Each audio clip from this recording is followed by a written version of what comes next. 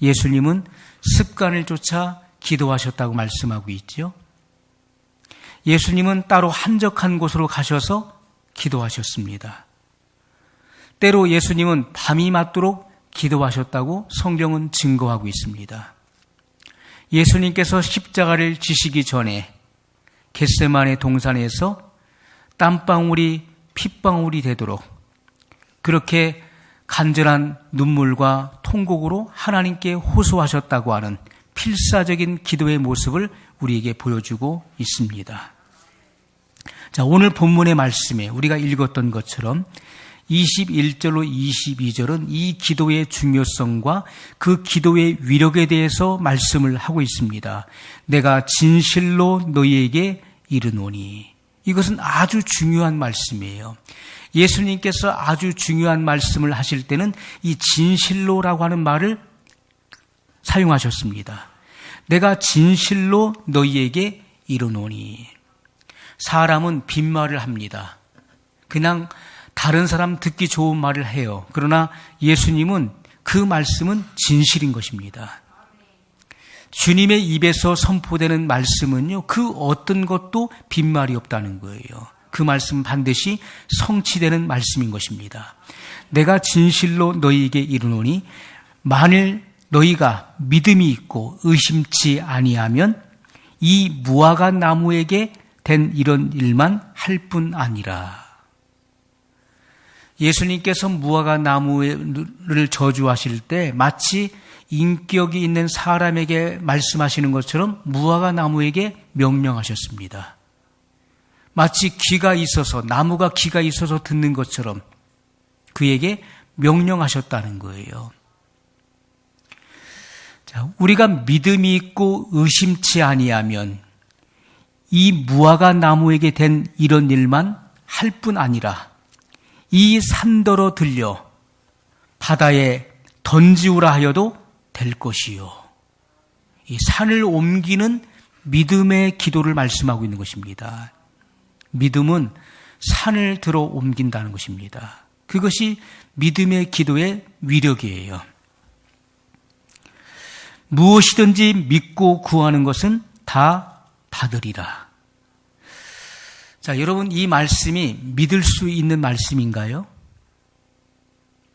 제가 여러분에게 질문을 던집니다. 이 말씀이 정말 믿을 수 있는 말씀인가요? 예수님께서 하셨던 것처럼 무화과 나무를 저주할 때 곧 말랐습니다. 너희가 만일 믿음이 있고 의심치 아니하면 이 산이 들려져서 저 바다에 빠티우라 할지라도 그대로 된다고 말씀했어요. 너희가 믿고 구하는 것은 무엇이든지 그대로 받는다고 약속했습니다. 이 말씀이 정말 과연 믿을 수 있는 말씀이냐 하는 거예요. 자, 우리는 습관적으로 또는 깊이 생각해 보지 않고 대답을 합니다. 우리는 믿는다고 다 대답을 해요. 그런데 이 말씀을 정말 믿는다면은 왜 열심히 기도하지 않을까요? 우리가 성도들의 기도의 모습을 보면은 별로 기대하지 않는 모습이 역력히 나타납니다. 기도를 하면서도 별로 그 기도가 응답될 것 같지 않은 모습이 그 눈에 보이는 거예요. 제가 잘못 본 것인가요? 아마 초신자들이나 세상 사람들이 봤을 때도 별로 진지하지 않은 성도들의 기도의 모습을 보게 됩니다. 자, 성경에 수많은 그런 약속이 주어졌습니다. 수없이 많은 기도의 강조를 하고 있어요. 우리가 신구약 성경의 수많은 기도에 대한 이런 강조에도 불구하고 기도하지 않는 이유가 무엇입니까? 또 기도를 하는데 중언부언하는 그 이유가 무엇일까 하는 것이죠. 우리가 기도하는 모든 일에 응답을 받는다면은 아마 아무리 바쁘더라도 기도하지 않을 사람은 하나도 없을 것입니다. 아무리 바빠도 기도는 반드시 할 것입니다. 왜요? 내가 무엇을 구하든지 그 기도가 응답이 된다면은 아무리 바빠도 다 기도한다는 것입니다. 자, 그러나 아무리 기도해도 응답받지 못한다는 생각 때문에 기도를 하지 않는 것이죠. 기도를 해도 안 되는 것은 안 된다는 것이죠. 기도를 해도 나도 기도를 해봤는데 안 되는 것은 안 되는 거야 라고 하는 그러한 의심의 믿음으로 가득 차 있는 거예요. 그래서 기도를 하지 않게 되는 것입니다. 또 어떤 사람들은 기도의 응답은 특별한 사람들이나 응답을 받는 것이라고 생각을 합니다. 그것은 특별한 사람들, 하나님께서 특별히 선택한 사람들이나 응답을 받는 것이지 우리 같은 보통 사람은 응답을 못 받는다라고 생각을 하는 것입니다. 그래서 기도를 하지 않는 거예요. 우리가 일반적인 기도가 있습니다. 그것은 일상의 기도예요. 우리 삶 속에서 모든 일, 크고 작은 모든 일을 하나님께 아뢰는 것입니다. 길을 가면서도 또 누워있을 때든지 앉아있을 때든지 무엇을 하든지 하나님께 이 모든 일들을 마치 대화하는 것처럼, 부모와 대화하는 것처럼 그렇게 하나님께 아뢰는 일상의 기도가 있습니다. 그것이 우리는 습관이 돼야 되는 것이죠. 또 우리가 기도는 내 힘으로 할 수 없는 문제를 하나님께 아뢰는 것입니다. 내가 못한다고 해서 하나님도 할 수 없다라고 하는 것은 잘못된 것입니다. 사람으로 할 수 없는 것을 하나님은 다 하실 수 있는 이라고 말씀하고 있어요. 우리의 구원의 문제도 내 힘으로 해결할 수 없는 것이지만은 그러나 하나님은 다 하실 수 있는 이라고 말씀하고 있는 것입니다. 하나님의 힘을 내 힘과 같이 생각하면 안 되는 것입니다. 예수님께서는 나사로의 무덤 앞에서 돌을 굴려 놓으라고 말씀하셨어요. 예수님의 말씀이 돌을 옮길 힘이 없어서 그런 것입니까? 그것은 사람이 할 수 있는 일이기 때문에 사람에게 명령한 것입니다. 돌을 옮겨 놓으라. 그러나 죽은 지 나흘이 돼서 이미 부패돼서 냄새가 나는 그 나사로를 살리는 일은 사람이 할 수 없는 일이기 때문에 예수님이 하신 것입니다. 나사로야 나오너라 외치실 때 죽은 지 나흘이 되어서 부패한 그 나사로가 배로 독인 채로 걸어 나오게 되었습니다. 예수님은 사람들에게 명령하셨습니다. 풀어놓아 다니게 하라. 배로 동염했었던 그 나사로를 풀어서 다니게 했습니다. 그것은 사람이 하는 일이었지요. 오늘 우리는 사람으로 할 수 없는 일은 하나님은 다 하실 수 있다라고 말씀을 하고 있습니다. 그렇기 때문에 우리의 기도가 믿음의 기도가 필요한 것입니다. 믿음의 기도는 절대적으로 필요한 거예요. 그 기도를 통해서 하나님의 위대한 손이 움직여지는 것이고 주님이 역사하시는 그 길을 우리가 예비하는 것이 되는 것입니다. 자, 우리가 하나님의 도움이 없이도 어떤 사람들은 하나님이 도와주시지 않아도 나는 모든 일이 다 잘 되고 있어. 그냥 그럭저럭 일들이 다 잘 되고 있어. 그래서 기도하지 않는 거예요. 특별히 근심, 걱정의 문제가 없기 때문에 기도하지 않는 사람들도 너무나 많이 있습니다. 그래서 일이 잘 되고 내가 건강할 때는 기도하지 않는 것입니다. 왜? 아무런 문제가 없고 하나님의 도우심이 없어도 나는 지금 잘 나가고 있어. 그렇기 때문에 어떤 이들에게는 고난이 필요한 것입니다. 고난을 통해서 하나님을 만날 수 있는 계기가 되는 사람들도 많이 있다는 것입니다. 내가 고통당할 때, 그리고 인생의 막장까지 이르렀을 때, 그때 비로소 그는 자기 자신을 성찰하게 되고 성령의 빛 앞에 나갈 수 있게 되는 것입니다. 그때 비로소 마음의 문이 열리는 이들도 많이 있어요. 불순종했었던 요나가 물고기 뱃속에 들어가게 되고 바다 깊은 곳까지 내려갔을 때 그는 마치 스올의 뱃속에 있는 것과 같았습니다. 그는 음부의 그런 고통 속에서 하나님께 부르짖었어요. 나를 구원할 수 있는 분은 오직 여호와 하나님 외에는 없습니다. 내가 이 고통 속에서 나의 죄악을 깨닫고 여호와께 부르짖습니다 라고 하면서 그는 회개의 기도를 드리게 됩니다. 이렇게 문제의 답을 찾지 못할 때, 그때 비로소 하나님을 찾는 이들이 나오게 되는 것입니다. 의에 줄이고 목마른 사람들이 하나님을 찾게 되지요. 그때 비로소 절박한 심령을 가지고 하나님 앞에 기도하게 되는 것입니다. 내 마음이 갈급하고 목마를 때 우리는 그때 비로소 간절한 기도가 나오게 되는 거예요. 어떤 이들은 기도하면 그 해답이 분명히 보이기 때문에 기도하지 않는 이들도 있어요.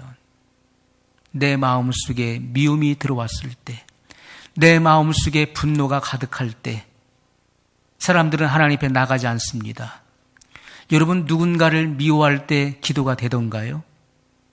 기도하면은 하나님께서 여러분의 마음속에 어떠한 감동을 주시던가요? 내가 하나님 앞에 기도하고 엎드리면요, 하나님의 음성은 반드시 성경 말씀을 통해서 오는 것입니다. 그 주님 뭐라고 하십니까? 내 이웃을 사랑하라. 내 원수를 사랑하고 너를 핍박하는 자를 위하여 기도하라는 마음의 음성이 들려오는 거예요. 그래서 기도하지 않는 것입니다. 그 문제의 그 관점을 벗어나는 기도를 하게 돼 있는 거예요. 왜? 내 마음속에는 그렇게 하고 싶은 마음이 없는 거예요. 나는 절대로 그 사람을 용서하고 싶은 마음이 없는 것입니다. 근데 기도하면 하나님의 감동은, 성령의 감동은 내게 성경을 통해서 그렇게 오는 거예요. 원수를 사랑하라. 너를 핍박하는 자를 위하여 기도하라. 예수님이 하셨던 것처럼, 스데반 집사가 했던 것처럼 너도 그와 같이 하라는 그 마음의 음성이 들려오는 거예요. 그렇기 때문에 기도를 피하게 된다는 것입니다. 왜? 기도해봐야 답은 뻔한 거예요. 하나님의 음성은 그렇게 내게 들려오는 거예요. 그렇기 때문에 기도를 피하게 된다는 것입니다. 그래서 우리가 마음의 죄악을 품으면 기도가 안 되는 것이죠. 부부 사이에도 사이가 안 좋으면요, 기도가 안 되는 거예요. 부자지간에도 관계가 안 좋으면 기도가 안 되는 것입니다. 이웃과의 관계 속에서도 문제가 생기면 기도가 안 되는 거예요. 성경은 우리에게 말씀하시기를 내 마음의 죄악을 품으면 주께서 그 기도를 듣지 않으신다고 분명히 말씀하고 있는 것입니다. 사람이 하나님 앞에 제물을 드리려다가 형제와 불화한 것이 생각나거든 그 제물을 그 자리에 놔두고 가서 그 형제와 화해하고 다시 돌아와서 예물을 드리라고 하나님은 말씀하셨어요. 그것이 예수님의 가르침이었습니다.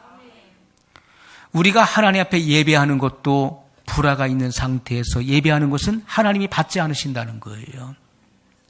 우리 마음속에 어떤 죄악을 품고서 기도하는 것은 결코 그 기도가 응답될 수 없다는 것을 주님이 말씀을 하고 있는 것입니다. 그래서 우리가 기도할 때 핵심을 피하게 되는 겁니다. 그리고 중언부언하다가 기도를 마치게 되죠. 엉뚱한 생각만 하다가 그리고 기도를 끝마치게 됩니다. 성도의 기도, 하나님의 자녀들의 기도는 마귀가 아주 싫어하는 거예요. 우리가 기도하는 것에 대해서 마귀가 긴장을 한다는 것입니다. 왜냐하면 오늘 본문의 말씀에 보면은 너희가 믿고 구하는 것은 다 받으리라 이렇게 말씀했어요. 우리가 믿음으로 기도하는 것은 다 받는다는 것이 예수님의 약속입니다. 그러니 성도들이 이 약속을 믿고 기도하게 되면 다 응답을 받게 될 거 아니에요. 마귀가 성도가 기도하는 것을 싫어하는 것입니다. 그래서 하나님의 자녀들이 기도하는 것을 마귀는 필사적으로 막으려고 하는 것이죠. 여러분이 기도하려고 마음에 작정을 해보십시오. 내가 오늘부터 기도할 거야. 내가 오늘부터 기도를 다시 시작할 거야. 내가 왜 그동안 기도를 하지 않았을까? 이러한 분명한 하나님의 약속이 주어졌음에도 불구하고 내가 왜 기도하지 않았을까? 나는 오늘부터 기도를 시작하겠다 하면은 마귀는 필사적으로 그 기도를 방해할 것입니다. 여러분이 기도의 시간을 정하게 되면 마귀는 그 시간에 기도하지 못할 일들을 발생시킬 거예요. 꼭 문제가 생겨요. 그래서 기도를 못하게 만드는 것입니다. 이것은 영적인 사안인 것이죠. 여러분이 기도하지 않을 때 마귀는 절대로 여러분을 두려워하지 않습니다.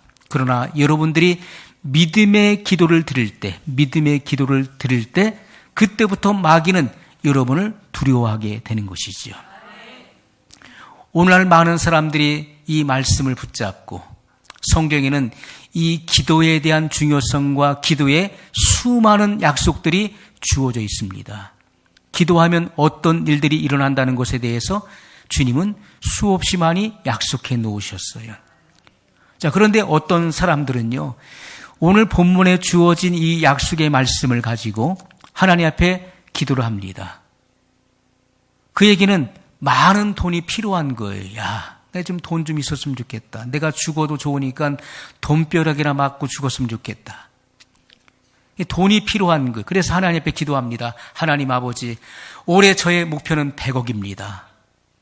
더도 말고 덜도 말고 저에게는 100억이 필요합니다. 100억을 주시옵소서. 믿습니다. 무엇이든지 믿고 구하는 것은 다 받으리라 하신 이 약속의 말씀을 저는 의심치 않고 믿습니다. 100억을 주시옵소서라고 기도합니다. 그러면서 그 100억에 대한 사용 용도를 하나님께 낱낱이 아라는 거예요. 100억을 주시면 10억은 당연히 11조를 드릴 것이고 또 10억은 감사원금을 드릴 것이고 10억은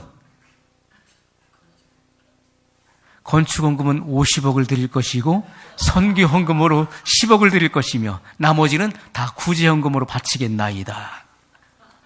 그러니 주시옵소서. 아멘. 믿습니다. 그렇게 기도를 합니다. 다 경험이 있으신 것 같아요. 자, 이 기도가 응답이 될까요? 안 될까요? 그렇게 기도해서 받으셨습니까? 왜 안 된다는 생각을 갖습니까? 액수가 크기 때문에 안 되는 건가요?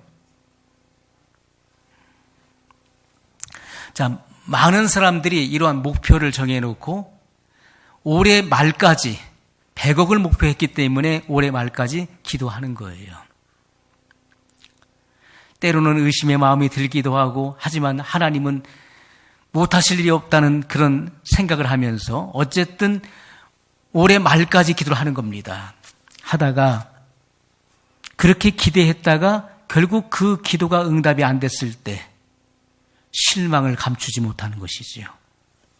그러면서 혼돈하게 되는 거예요. 아니 분명히 성경에는 만일 너희가 믿음이 있고 의심치 아니하면 이 무화과 나무에게 된 이런 일만 할 뿐 아니라 이 산더러 들려 바다에 던지우라 하여도 될 것이요.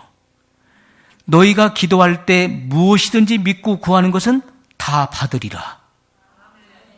그래서 믿고 기도했는데 왜 안 되냐는 거예요. 왜 100억이 안 주어졌냐는 거예요. 100억 아니라 1억도 안 주어지는 이유가 뭐냐 하는 거예요. 그래서 이 말씀을 의심하게 되는 것입니다.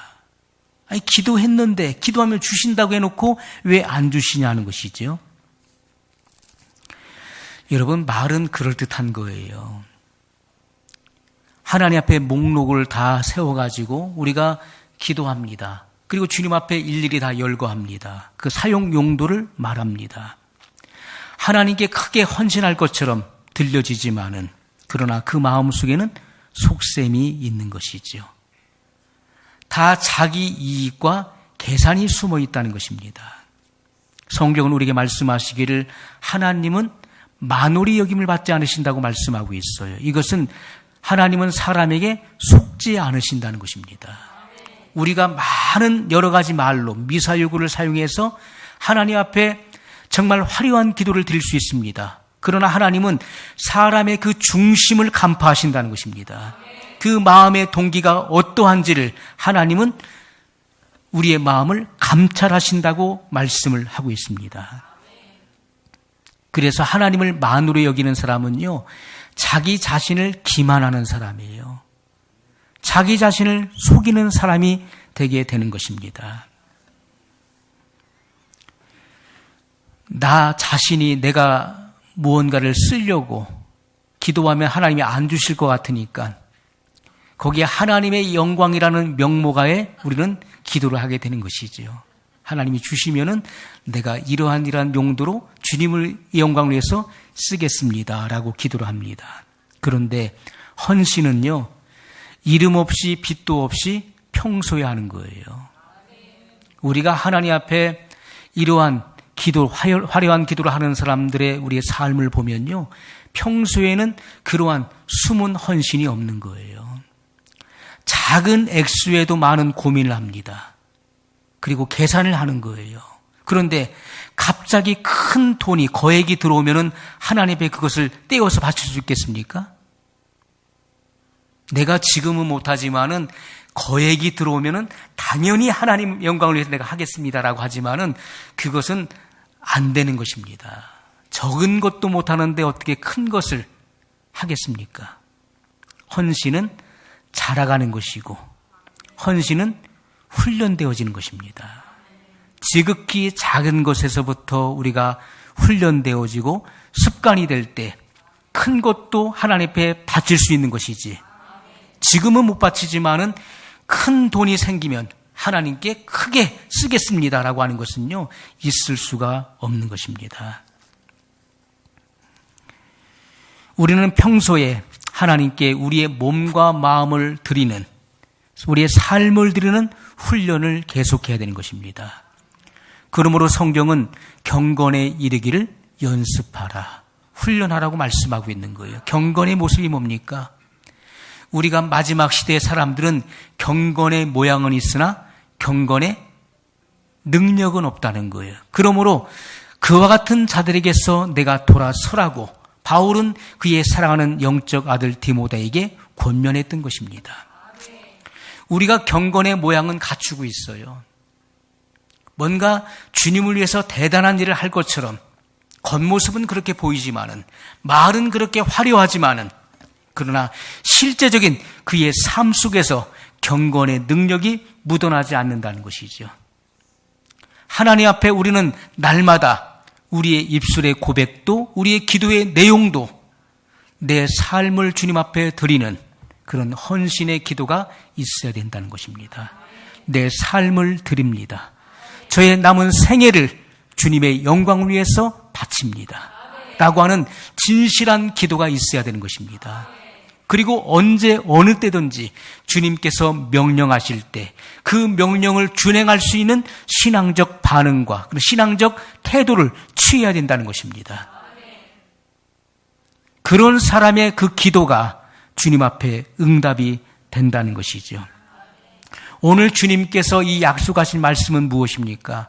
많은 사람들이 이 약속의 말씀을 오해하고 있는 거예요. 주님은 우리에게 이렇게 분명히 말씀했습니다. 너희가 기도할 때 무엇이든지 믿고 구하는 것은 다 받으리라. 다 받는다고 말씀하고 있어요. 그런데 왜 기도했는데 안 주시는 것입니까? 기도했는데. 하나님은 약속을 번번이 어기시는 거짓말쟁이가 되는 거예요. 그래. 내가 분명히 기도했는데 왜 하나님은 안 주시는 것입니까? 하나님을 거짓말쟁이로, 성경이 잘못된 책으로 사람들은 그렇게 오해를 한다는 것이죠. 많은 신앙인들이 믿고 기도한다고 기도합니다. 그러나 기도의 응답이 오지 않는 것이죠.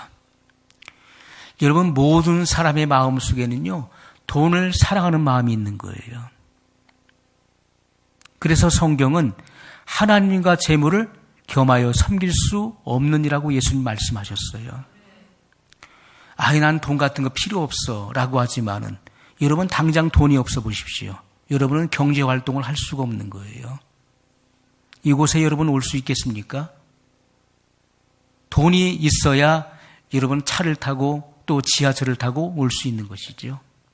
돈이 하나도 없으면은 여러분 살 수 있습니까? 생활 자체가 안 되는 것이죠. 사람들이 가치로 여기는 것이 바로 물질이에요. 예수님은 이 물질의 힘이 얼마나 강력한 것인가를 주님은 아시기 때문에 말씀하셨던 것입니다.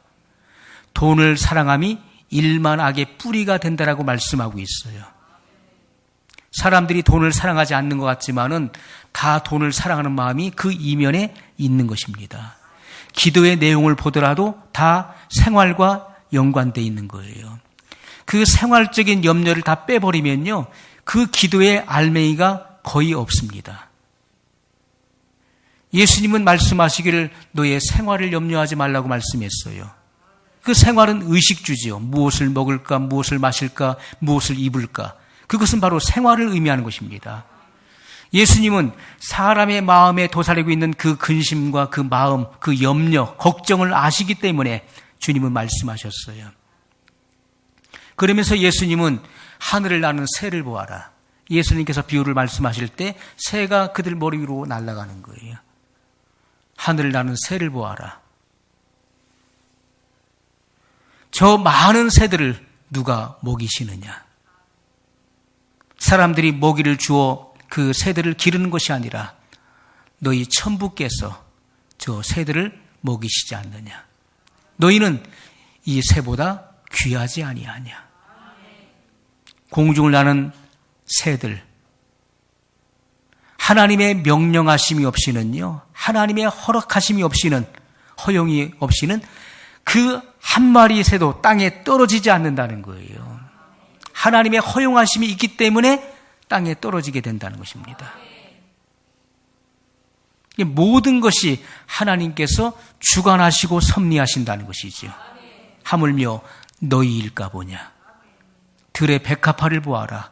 오늘 있다가 내일 시들어서 아궁이에 던져지는 들꽃도 하나님께서 이렇게 아름다움과 화려함으로 입히시거든.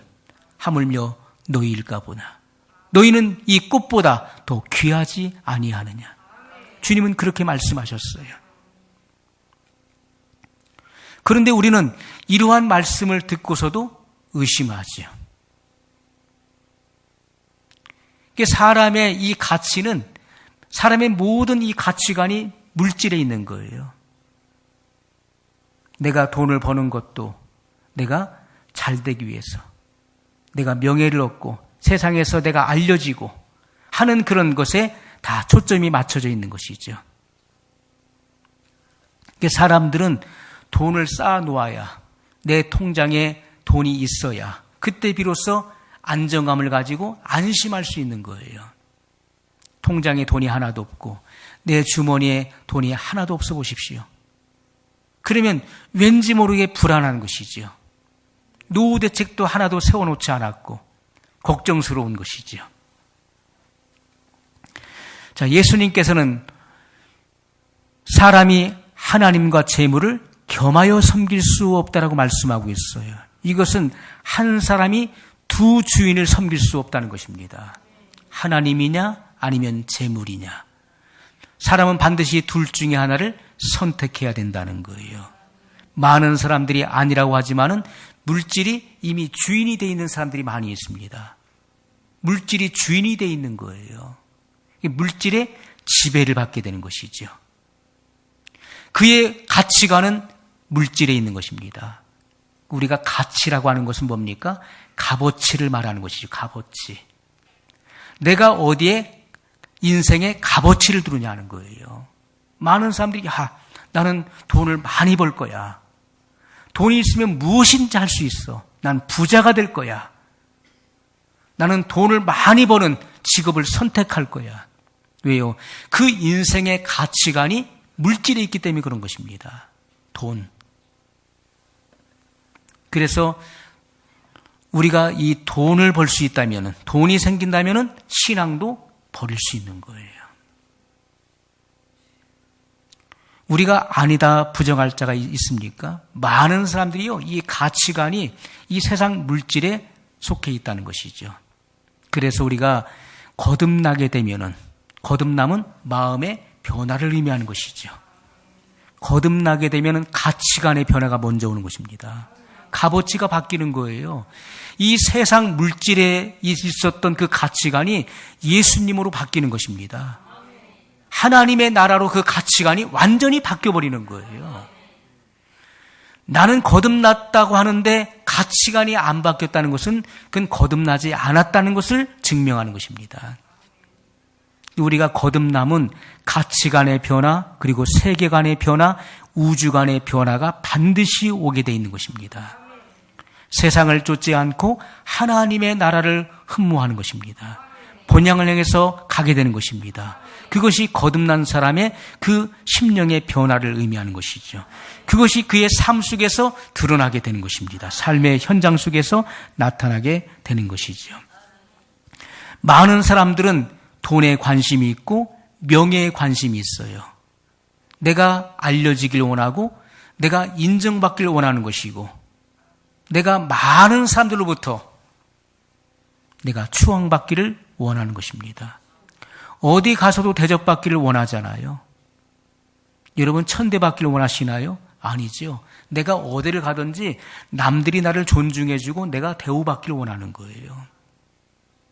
그러기 위해서는 돈이 필요한 거예요. 사람들은 돈을 필요로 하고 명예를 필요로 합니다. 그리고 자기 자랑을 하게 되는 것이죠. 내가 진 것이 없으면 자랑할 것이 없는 거예요. 내가 배운 것이 없으면 자랑할 것이 없는 거예요. 사람들은 자기 자랑을 하길 원하는 거예요. 요즘에 많은 사람들을 보십시오. 은연한 중에 자기 자랑이 나오는 거예요. 자기 자랑이 나오게 돼 있어요. 그래서 내가 돈을 사랑하고 명예를 사랑하고 그리고 자기 자랑이 있기 때문에 하나님도 돈을 사랑하고 명예를 사랑하고 자기 자랑을 하는 분으로 착각을 하게 되는 것입니다. 그래서 그것을 구하는 거예요. 하나님도 내 마음과 같은 줄로 생각하는 거예요. 그래서 내 마음에 있는 것을 하나님께 구하는 것입니다. 하나님은 그 기도에 응답하시지 않는 것이죠. 자, 성경은 이렇게 말씀하고 있어요. 야고보서 4장 3절에 구하여도 받지 못함은. 자, 내가 기도했는데 응답이 없다는 것이죠. 그것은 이유가 있다는 것입니다.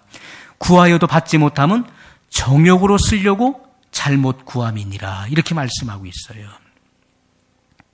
우리가 기도했는데도 그 기도에 응답이 없다는 것은 말씀을 돌아봐야 되는 것입니다.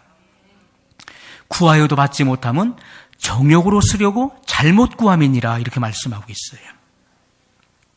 우리가 정욕은 하나님이 금하신 것에 대한 지독한 욕심을 말하는 것입니다. 내가 욕심을 부리는 거예요. 과욕을 부리기 때문에 그 기도가 응답이 안 된다는 것입니다. 우리가 성경 속에서 하나님의 관심이 어디에 있는지를 생각해 보면 알 수가 있어요. 성경은 분명히 그 해답을 우리에게 제시하고 있습니다. 주님께서 구하라고 하신 것이 무엇인지를 성경은 분명히 말씀하고 있어요. 하나님이 구하라는 것을 구하게 되면 반드시 그 기도는 다 응답되게 되어 있는 것입니다. 하나님의 관심이 어디 있죠? 영혼을 구원하는 것, 전도에 관심이 있다는 것입니다. 예수님께서 이 지상에 머무르는 동안에 예수님께서 가르치시고 그리고 부활하시고 40일 동안 제자들과 함께 계셨고 승천하시기 전에 예수님께서 마지막 유언과도 같은 말씀을 남기셨는데 그 말씀이 무엇입니까? 너희는 온 천하에 다니며 만민에게 복음을 전파하라고 말씀하셨어요. 그러므로 너희는 가서 모든 족속으로 제자를 삼아 아버지와 아들과 성령의 이름으로 세례를 베풀고 내가 너에게 분부한 모든 것을 가르쳐 지키게 하라는 명령을 내리셨습니다. 이것은 예수님께서 이 땅에 계실 때 남기신 마지막 말씀이었어요. 이것은 예수님의 유언과도 같은 말씀입니다. 유언은요, 최후의 말이죠. 최후의 말. 마지막으로 남기는 말이에요. 그것은 가장 중요한 말입니다. 내가 살아생전에 너희에게 마지막으로 내가 당부하고 싶은 말이 있다라고 했을 때 유언을 남기게 되는 것이죠. 예수님의 관심이 어디에 있는가를 우리는 알 수가 있습니다. 그것은 영혼을 구원하는 일이고 예수님께서 이 땅에 오신 초림의 목적도 영혼을 구원하기 위함이었습니다. 지금 이 마지막 시대에 성령님께서 영으로 역사하시는 이 모든 일들도 영혼을 구원하는 것이죠. 남은 자를 구원하는 것, 그것이 하나님의 뜻임을 우리는 성경 말씀을 통해서 분명히 알 수가 있는 것입니다.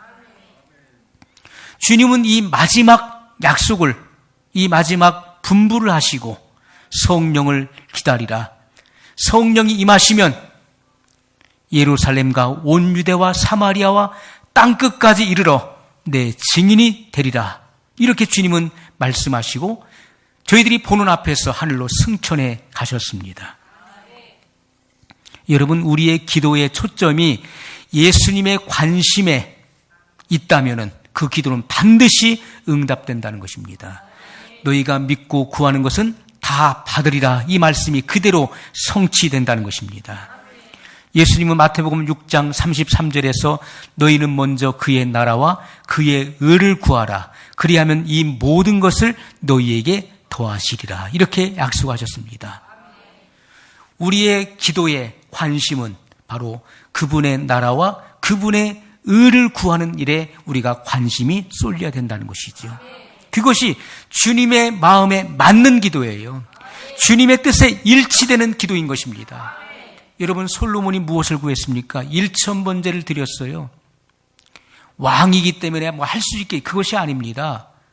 사람이 마음이 없으면 못하는 거예요. 그 일이 크든 적든 마음이 없는데 그 일을 하겠습니까? 마음이 있어야 할 수 있는 거예요. 무엇이든지. 보물이 있는 곳에는 뭐가 있습니까? 내 마음도 거기 있느니라. 내가 물질을 쓰는 곳에 내 마음도 거기 따라가게 되어 있는 것입니다. 물론 마음이 없는 그런 헌신, 남에게 보이기 위한 것 할 수 있지요. 그것은 한두 번이지요. 그러나 우리가 보물이 쓰여지는 곳에는 반드시 사람의 마음도 거기에 따라가게 되어 있는 것입니다. 솔로몬은 그가 20세 왕으로 등극하고 나서 하나님께 1,000번제를 드렸어요. 그 누구도 상상할 수 없는 거예요. 한 번 드리는 그런 제사를 솔로몬은 10번도 아니고 100번도 아니었어요. 1,000번, 1,000번제를 하나님 앞에 드렸습니다. 그때 하나님께서 솔로몬의 꿈에 나타나셨어요. 내가 너에게 무엇을 줄꼬 내게 구하라 말씀하실 때 그가 무엇을 구합니까? 하나님의 지혜를 구하죠. 저는 어린아이라 출입할 줄을 알지 못하나이다. 자기 자신을 지극히 낮추었어요. 저는 어린아이입니다. 저는 할 줄 아는 것이 아무것도 없습니다. 그러니 주의 백성들을, 이 많은 주의 백성들을 제가 어떻게 재판할 수 있겠습니까? 그들의 송사를 어떻게 제가 들어줄 수 있겠습니까? 그러면서 하나님의 지혜를 간절히 구할 때 하나님께서 뭐라고 하십니까? 그 기도가 하나님 마음에 합했다는 거예요. 내가 부귀영화도 구하지 않고 내 원수 멸함도 내게 구하지 아니하였도다. 솔로몬이 왕으로 등극할 때 다들 찬송했겠습니까? 반대하는 무리들도 있었죠. 그러나 그들 원수를 멸하는 것도 구하지 않았다는 것입니다. 내가 내게 지혜를 구하였은즉 내가 너에게 전무후무한 그런 지혜를 주겠다고 말씀했어요. 전에도 없었고 후에도 없으리라는 거예요. 이러한 놀라운 지혜, 그리고 바다의 모래와 같은 마음을 주셨다라고 성경은 말씀하고 있습니다. 바다의 모래, 하나님께서는 경계를 삼으셨죠. 바다의 물이 그렇게 많을지라도 그 해변을 넘지 못하는 그런 경계를 바다의 모래로 해변의 모래로 정하신 것입니다. 이것은 바다보다도 넓은, 바다보다 더 깊은 마음을 의미하는 거예요. 하나님이 그러한 마음을 솔로몬에게 주셨던 것입니다. 그리고 그가 구하지 아니하였던 부귀영화를 다 누리게 하셨어요. 여러분, 우리는 성경의 말씀이 진리인 것을 알 수가 있어요. 너희는 먼저 그의 나라와 그의 의를 구하라. 우리는 하나님의 통치가 내 안에서 이루어지기 위해서 그분의 나라가 능력으로 내 안에 임하여서 내 마음이 성령에 의해서 주님에 의해서 통치되도록 말씀에 의해서 다스려지는 그 세계가 되기 위해서 기도해야 됩니다. 그리고 그의 의를 구해야 돼요. 그분의 뜻이 나의 생애를 통해서 성취되기 위해서 기도해야 되는 것입니다. 그러면 내가 구하지 않은 것까지라도 주님은 다 주시겠다는 거예요. 그것이 주님의 가르침이고 성경의 약속인 것입니다. 그런데 오늘날 우리는 어떻습니까? 내 마음에 있는 욕심을 구하는 거예요. 내 마음의 욕심을 구하면서 왜 기도했는데 응답해 주지 않습니까? 하나님이 마치 약속을 지키지 않으시는 분처럼 생각을 하는 거예요. 우리가 성경은 한 면만 봐서는 안 되는 것이고 양면을 봐야 되는 것이죠. 너희가 구하여도 얻지 못함은 정욕으로 쓰려고 잘못 구함이니라 말씀하고 있습니다.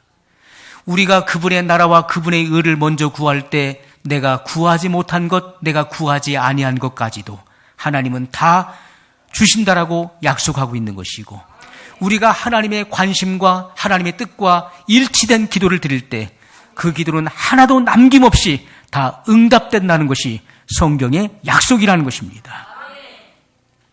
여러분, 기도는 어떻습니까? 영혼 구원과 전도의 주제를 가지고 기도할 때 그 기도는 반드시 응답되는 것입니다. 그것은 하나도 남김없이 다 이루어질 것입니다. 그것이 바로 하나님의 뜻이고 하나님의 관심이에요. 우리는 하나님의 관심이 어디에 있는지를 보는 안목이 열려야 되는 거예요. 하나님의 뜻과 정반대되는 것을 우리가 구한다면은 그것은 응답될 수가 없는 것입니다. 하나님의 관심, 하나님의 뜻에 적중하는 기도를 드릴 수 있어야 된다는 것이죠. 하나님이 우리에게 인도하시는 길은 넓은 길이 아닙니다. 하나님은 우리에게 좁은 길로 인도하시는 거예요. 좁은 문으로 들어가라. 그 문은 좁고 그 길은 협착하여 찾는 이가 적음이니라. 이렇게 말씀했어요. 우리는 다 넓은 길을 가길 원하죠. 큰 문, 몸을 굽히지 않고도 넉넉히 들어갈 수 있는 큰 문을 원하고, 그리고 많은 사람들이 가는 그런 대로를 원합니다. 그러나 예수님 말씀했어요. 큰 문 그리고 넓은 길은 결국 멸망으로 가는 길이라고 말씀했습니다. 주님이 우리에게 안내하시는 그 길은요, 그 문은 좁다는 거예요. 내가 깨지지 않고서는 통과할 수 없는 문이에요. 그 문은 바늘기로 예수님은 말씀하셨어요. 부자가 천국 들어가기가 얼마나 어려운지 낙타가 바늘길을 통과하는 것이 오히려 쉽다라고 말씀했던 것입니다. 내가 깨지고 내 자아가 부서져서 그렇게 고운 가루가 되지 않는 이상 그 좁은 문을 통과할 수 없다는 것이 예수님의 진리의 말씀인 것입니다. 그래서 내 자아가 완전히 깨져야 우리가 십자가의 길을 갈 수 있는 거예요. 아무든지 나를 따라오려거든 자기를 부인하고 자기 십자가, 제 몫의 십자가를 지고 나를 쫓을 것이니라고 말씀했습니다. 많은 사람들이 십자가를 지고 주님을 따라가다가 이 십자가가 버거워서 팽개치는 이유가 무엇입니까? 그것은 그 관문이 좁기 때문에 그런 것입니다. 난 더 이상 못 가겠어. 난 지치대로 지쳤어.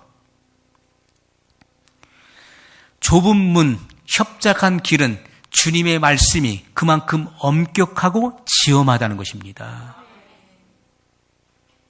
그래서 예수님은 나더러 주여 주여 하는 자마다 다 천국에 들어갈 것이 아니라고 말씀하셨던 것입니다.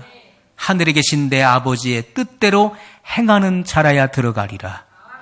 하나님 말씀을 준행하는 자만이 천국에 들어갈 수 있다는 것을 말씀하셨어요. 여러분, 오늘 우리의 생각에 하나님의 뜻을 맞추려고 하는 것은 잘못된 것입니다. 하나님의 뜻에 내 뜻을 맞춰야 되는 거예요. 주님은 우리의 성품이 변화되기를 원하시는 것입니다. 그래서 신의 성품에 참여케 하신다는 그 말씀이 성취되는 거예요. 너희 안에 이 마음을 품으라. 곧 그리스도 예수의 마음이니. 그것이 신의 성품에 참여하게 되는 거예요. 내 성품의 변화, 그리고 내 생애를 결정적으로 변화시키는 것입니다. 그래서 영생에 이르기를 원하시는 것이죠. 우리가 영생에 이르는 것은요, 내 성품과 내 생의 변화가 일어나지 않고서는 영생에 이를 수가 없는 것입니다. 반드시 물과 성령으로 거듭나서 마음이 새로워져야 되는 거예요. 마음이 깨끗해져야 돼요. 주님의 성품이 입혀져야 되는 것입니다. 내 생애가 바뀌어야 되는 거예요. 가치관의 분명한 변화가 일어나야 되는 거예요. 그런 자가 영생에 이르게 된다는 것을 말씀을 하고 있는 것입니다. 여러분, 영적인 생각으로 바뀌어야 돼요. 영적인 생각. 그것은 영혼 구원에 관심을 갖는 것입니다. 영혼 구원. 세속적인 사고방식이 아니라 영적인 사고방식. 육신의 생각은 사망이요, 영의 생각은 생명과 평안이라고 예수님은 분명히 바울을 통해서 말씀을 하셨습니다. 자, 결정적으로 하나님께서는 변화된 우리의 생애를 통해서 영광 받기를 원하신다는 것이죠. 우리는 하나님의 영광이라는 말을 많이 씁니다. 하나님께 영광 돌릴 거야. 하나님께 영광 돌릴 거야. 그런데 성도들이 변화되지 않으면 결단코 하나님의 영광이 나타나지 않는다는 거예요. 교회에서 목회자 한 사람이 하나님 앞에 바로 섰다고 해서 주의 영광이 나타나는 것입니까? 그렇지 않은 것이죠. 하나님의 영광은요, 성도들 한 사람 한 사람이 거듭남은 마음에 변화가 일어나서 그 변화된 마음의 동기로부터 하나님을 예배하고 섬기고 헌신하고 봉사할 때, 그때 하나님의 영광이 나타난다는 거예요. 전도에 관심을 가지고 성도들이 분연히 일어날 때 그곳에 하나님의 영광이 나타난다는 것입니다. 여러분, 마틴 루터의 종교 개혁을 통해서 나타난 것이 뭡니까? 16세기에 마틴 루터가 종교 개혁을 단행했지요. 그때 일어난 변화가 무엇입니까? 종교 개혁이 일어나기 전에는요, 모든 사람들은 사제들 외에는, 교황과 사제들 외에는 성경을 보는 사람이 없었어요. 왜냐하면 성경을 다 폐쇄시켰습니다. 성도들에게는 이 성경을 볼 권한이 주어지지 않았어요. 그래서 영적으로 눈이 멀고 귀가 먹었어요. 그러나 종교 개혁을 통해서 이 성경을 개방시켰지요. 누구나 다 성경을 읽게 됐습니다. 성도들이 성경을 읽으면서 성경을 연구하고 탐구하면서 그들이 영안이 열리기 시작한 거예요. 그러면서 했던 일이 뭡니까? 복음을 전하는 일, 전도에 박차를 가하게 된 것이죠. 그래서 이 전도의 문이 열리게 된 것입니다. 우리가 성경을 읽게 되면요, 성경을 우리가 연구하고 탐구하게 되면은 그 속에서 하나님의 뜻을 발견하게 된 것입니다. 하나님의 관심사가 무엇인가를 알게 되는 것이죠. 그리고 성경은 우리에게 구원의 길을 제시하고 있잖아요. 어떻게 하면 죄인이 구원을 받는가에 대해서 분명히 말씀하고 있는 것이죠. 영생에 이르는 길에 대해서 성경은 분명히 우리에게 그 길을 보여주고 있다는 것입니다. 이렇게 성도들 한 사람 한 사람이 거듭나서 마음의 변화가 일어나고 가치관의 변화가 생겨서 하나님의 관심사를 위해서 우리가 기도하고 하나님의 뜻의 성취를 위해서 기도하고 그 일에 헌신되어질 때 그곳에 하나님의 영광이 나타나게 되는 것입니다. 우리 교회 하나님의 영광이 나타날 수 있는 방법은 바로 여러분의 마음의 변화로부터 생겨지는 것입니다. 마음의 동기가 바뀌어져야 돼요. 순수해져야 되는 것입니다. 하나님의 뜻과 일치된 기도를 드려야 돼요. 그리고 그 뜻을 성취하기 위해서 여러분들이 헌신하고 달려갈 때 우리 교회 속에는 하나님의 영광이 비로소 드러나게 될 것입니다. 여기에 우리 모든 기도가 집중돼야 되는 것입니다. 너희가 믿고 구하는 것은, 이것은 하나님의 뜻, 하나님의 관심사에 초점을 맞추어서 믿고 구하는 것은 다 받으리라, 이렇게 약속하셨던 것입니다. 여러분, 오늘부터 우리의 관심은 하나님의 관심과 같아져야 돼요. 우리의 마음의 초점은 하나님의 뜻에 적중해야 되는 것입니다. 그때 여러분이 무엇을 구하든지 다 응답받게 될 것입니다. 오늘 말씀을 기억하면서 우리 한 목소리로 같이 기도하겠습니다.